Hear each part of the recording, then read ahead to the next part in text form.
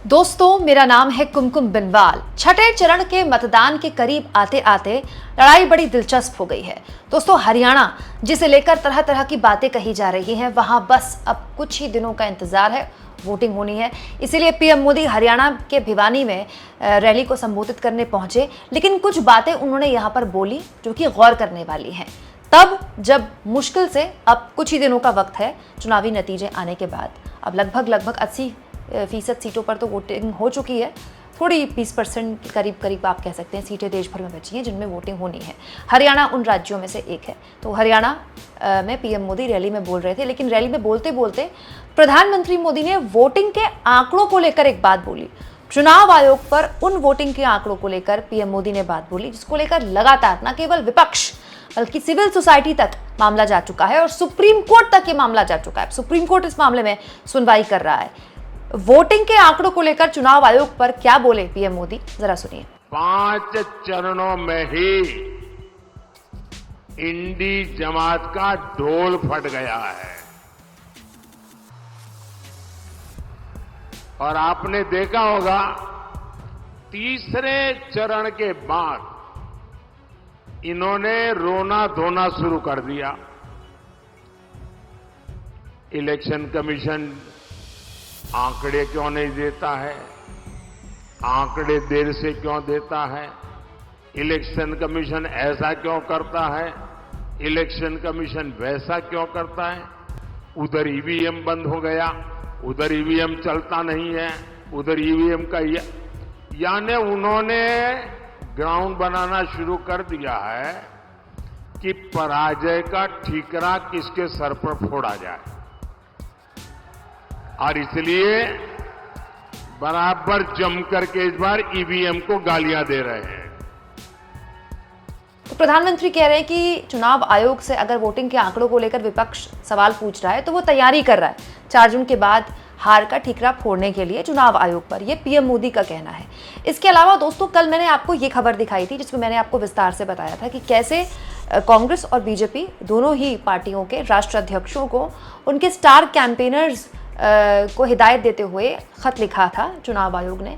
दोस्तों, इस लेटर में कहा गया था चुनाव आयोग द्वारा कि बीजेपी के राष्ट्रीय अध्यक्ष जेपी नड्डा अपने स्टार कैंपेनर से कहें कि किसी भी तरह से धार्मिक ध्रुवीकरण की भाषा का इस्तेमाल न करें या फिर कोई भी भाषा का इस्तेमाल ऐसे न करें जिससे कि किसी भी समुदाय विशेष को ठेस पहुंच सके।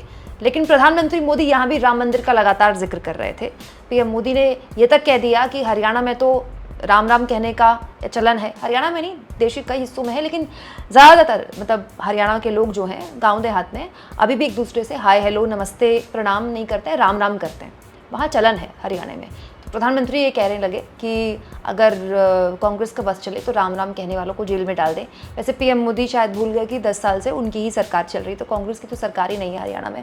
लेकिन एक तरह से सवाल ये कि कल ही एक वार्निंग के तौर पर चुनाव आयोग ने चिट्ठी भेजी जेपी नड्डा को, और शायद ऐसा लगता है कि बीजेपी के राष्ट्रीय अध्यक्ष को वक्त नहीं मिला पीएम मोदी को इस चिट्ठी के बारे में बताने का, क्योंकि पीएम मोदी यहाँ भी मंदिर में ताला लगा देंगे या फिर राम मंदिर नहीं बनने दिया, इस तरह की बातें पीएम मोदी कर रहे थे। इसके अलावा दोस्तों, हरियाणा में बहुत बड़े स्तर पर लोग सेना में जाते हैं अलग अलग कैटेगरीज में, अलग अलग पदों के लिए। तो यहाँ पीएम मोदी ने 1 रैंक 1 पेंशन का मुद्दा उठाया। इसके अलावा प्रधानमंत्री ने रैली में सेना को लेकर पीएम रहते हुए उनकी क्या प्राथमिकताएं थी वो बताई। लेकिन मैं हैरान हूँ दोस्तों कि सेना के बारे में बात कर ही रहे थे तो अग्निवीर के नाम पर पीएम मोदी ने यहाँ पर वोट नहीं मांगे, और प्रधानमंत्री मोदी दिन भर रैलियां कर रहे हैं आजकल, लेकिन कहीं भी अग्निवीर के नाम पर वोट नहीं मांग रहे।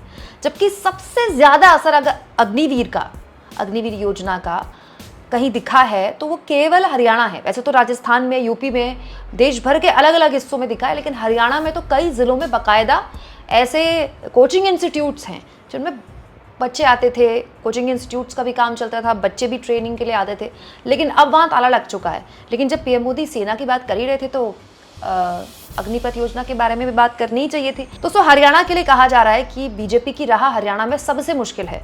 उत्तर भारत का इकलौता ऐसा राज्य है हरियाणा जहां पर एंटी बीजेपी लहर चल रही है। इस बात पर वोट पड़ने वाले हैं हरियाणा में कि बीजेपी को कौन हटाएगा, और वो गुस्सा शायद मोदी जी भाप गए थे, इसीलिए चुनाव से पहले मुख्यमंत्री सहित पूरी की पूरी सरकार बदल दी। लेकिन बड़ा सवाल यह है दोस्तों कि आज प्रधानमंत्री जिस तरह से हरियाणा में लोगों को याद दिला रहे थे कि हरियाणा से उनका कितना पुराना नाता है, कैसे हरियाणा में वो इतने साल रुक के, इतने साल उन्होंने प्रचारक के तौर पर काम किया, क्या खाते थे, कहाँ कहाँ घूमते थे। क्या लगता है आपको, हरियाणा क्या उस तरह से पीएम मोदी से कनेक्ट करेगा जिस तरह से 14 और 19 में किया था? कमेंट बॉक्स में ज़रूर लिखें और जितना हो सके दोस्तों चैनल को शेयर करें, सब्सक्राइब करें और थैंक्स और ज्वाइन के ऑप्शन से अगर आप चाहें तो कुछ आर्थिक मदद भी चैनल की कर सकते हैं।